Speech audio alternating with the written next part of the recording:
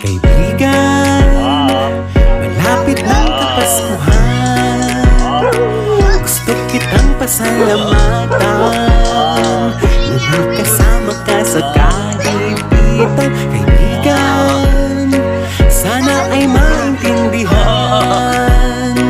Ang bonus ko ay konti lang, kaya regalo ko ay simple lamang.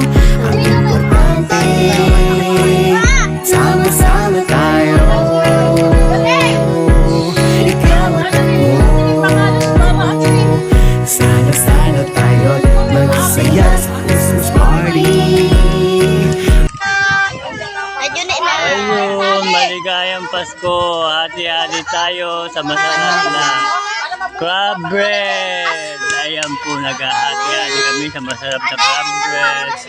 Kami ng mga apocalypse na mababait. Merry Christmas!